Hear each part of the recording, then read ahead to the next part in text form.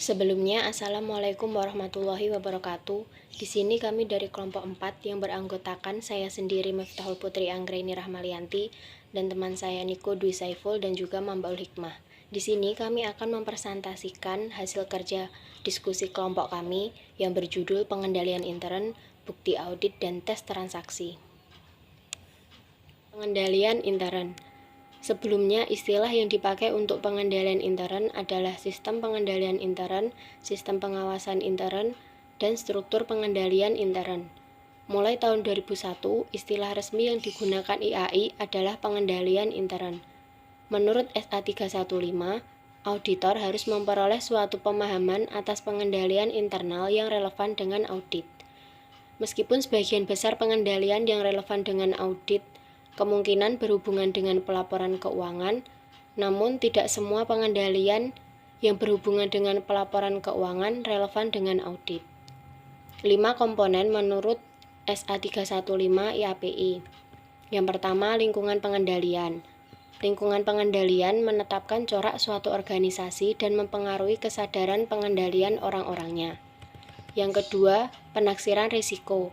Risiko yang relevan dengan pelaporan keuangan mencakup peristiwa dan keadaan intern ataupun ekstern yang dapat terjadi dan secara negatif mempengaruhi kemampuan entitas untuk mencatat, mengolah, meringkas, dan melaporkan data keuangan konsisten dengan asersi manajemen dalam laporan keuangan. Yang ketiga, aktivitas pengendalian. Aktivitas pengendalian adalah kebijakan dan prosedur yang membantu memastikan bahwa arahan manajemen dilaksanakan. Aktivitas tersebut membantu memastikan bahwa tindakan yang diperlukan untuk menanggulangi risiko dalam pencapaian tujuan entitas sudah dilaksanakan. Yang keempat, informasi dan komunikasi. Sistem informasi yang relevan dengan tujuan pelaporan keuangan yang meliputi sistem akuntansi terdiri atas metode dan catatan yang dibangun untuk mencatat, mengolah, meringkas, dan melaporkan transaksi entitas dan untuk memelihara akuntabilitas bagi aset, utang, dan ekuitas yang bersangkutan. Komunikasi mencakup penyediaan suatu pemahaman tentang peran dan tanggung jawab individual terkait dengan pengendalian intern terhadap pelaporan keuangan. Yang kelima, pemantauan. Pemantauan adalah proses penentu kualitas kinerja pengendalian intern sepanjang waktu. Pemantauan ini mencakup penentuan desain dan operasi pengendalian tepat waktu dan pengambilan tindakan koreksi. Proses ini dilaksanakan melalui kegiatan yang berlangsung secara terus-menerus, evaluasi secara terpisah, atau dengan berbagai kombinasi dari keduanya. Kemudian yang selanjutnya adalah hubungan pengendalian intern dengan ruang lingkup pemeriksaan. Jika pengendalian intern suatu satuan usaha lemah, maka kemungkinan terjadinya kesalahan, ketidakaturan, ataupun kecurangan dalam perusahaan sangat besar. Bagi akuntan publik, hal tersebut menimbulkan resiko yang besar, dalam arti resiko untuk memberikan opini tidak sesuai dengan kenyataan. Untuk mencegah kemungkinan tersebut, jika dari hasil pemahaman dan evaluasi atas pengendalian intern perusahaan, auditor menyimpulkan bahwa pengendalian intern tidak berjalan efektif, maka auditor harus memperluas skop pemeriksaannya pada waktu melakukan substantif tes. Bagaimana melakukan pemahaman dan evaluasi atas pengendalian intern? Adapun 3 cara yang bisa digunakan akuntan publik, yaitu yang pertama ada internal control questionnaires.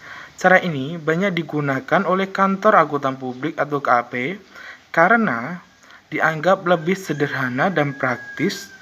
Biasanya KAP sudah memiliki satu set ICQ yang standar yang bisa digunakan untuk memahami dan mengevaluasi pengendalian intern di berbagai perusahaan.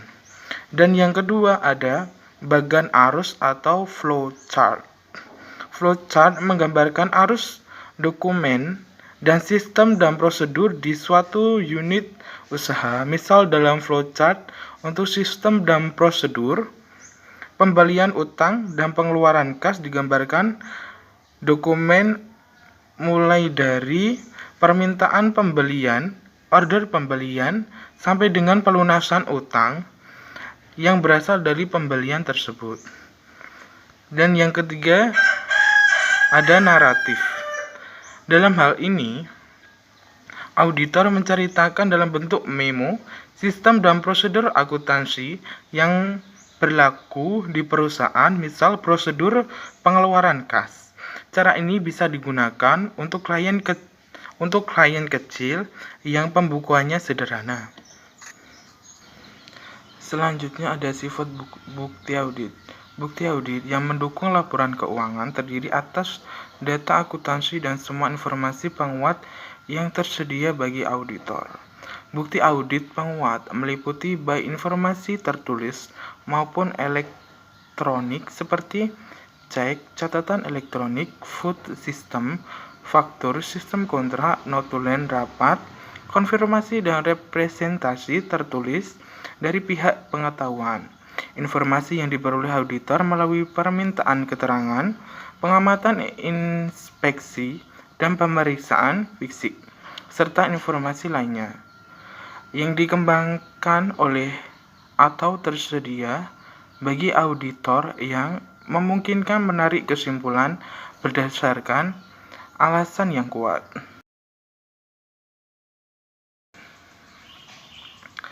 Physical evidence terdiri atas segala sesuatu yang bisa dihitung, dipelihara, diobservasi, atau diinspeksi, dan terutama berguna untuk mendukung tujuan eksistensi atau keberadaannya. Contohnya adalah bukti-bukti fisik yang diperoleh dari case of none. Yang kedua, evidence obtained through confirmation adalah bukti yang diperoleh mengenai eksistensi, kepemilikan atau penilaian langsung dari pihak ketiga di luar klien. Dan yang ketiga ada documentary evidence, terdiri atas catatan akuntansi dari seluruh dokumen pendukung transaksi. Yang keempat ada mathematical evidence, merupakan perhitungan kembali dari rekonsiliasi yang dilakukan auditor. Dan yang kelima ada analytical evidence, bukti yang diperoleh melalui penelaahan analisis terhadap informasi keuangan klien. Penelaah analisis ini harus dilakukan pada waktu pembuatan perencanaan audit, sebelumnya melakukan substantif tes, dan pada akhir pekerjaan lapangan.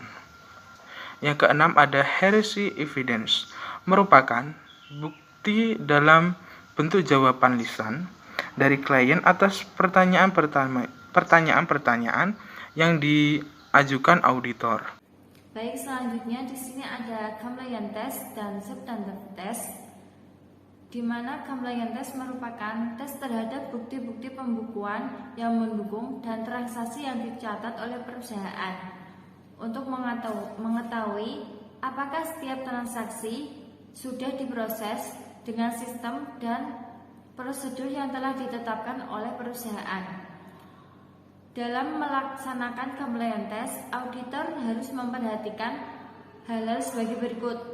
Yang pertama ada kelengkapan bukti audit, kebenaran perhitungan matematis, otoritas dari pejabat perusahaan yang berwenang, kebenaran posting ke buku besar, dan sub-buku besar. Compliance test bisa dilaksanakan pada waktu interim audit dan dilanjutkan setelah perusahaan melakukan penutupan buku pada akhir tahun. Substantive test adalah tes terhadap kewajaran saldo-saldo, perkiraan laporan posisi keuangan, dan laporan laba rugi. Prosedur pemeriksaan yang dilakukan dalam substantive test antara lain di sini ada inventarisasi aset tetap, observasi atas stock of name, konfirmasi piutang, utang dan bank, subsequent collection dan subsequent payment, cash of name, pemeriksaan rekonsiliasi bank dan lain-lain. Jika pada waktu melaksanakan substantive test, auditor menemukan kesalahan-kesalahan yang harus dipertimbangkan, apakah kesalahan tersebut bersifat material atau tidak. Jika kesalahan tersebut bersifat material, maka auditor harus mengusulkan audit adjustment secara tertulis. Jika usulan audit adjustment ditolak oleh klien dan auditor yakin bahwa usulan audit adjustment itu benar, maka auditor tidak boleh memberikan unqualified opinion. Baik, selanjutnya ada cara pemilihan sampling. Di sini ada 3 cara yang sering digunakan oleh auditor. Yang pertama, secara random atau judgment sampling. Pemilihan sampel yang digunakan secara random dengan menggunakan judgment akuntan publik. Yang kedua ada block sampling. Block sampling adalah pemilihan beberapa pos secara berurutan. Yang ketiga ada sampling statistik.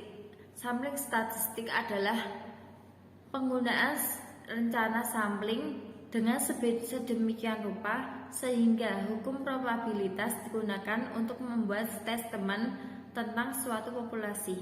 Demikian presentasi dari kami. Apabila ada salah kata mohon dimaafkan. Wabillahi taufiq wal hidayah. Assalamualaikum warahmatullahi wabarakatuh.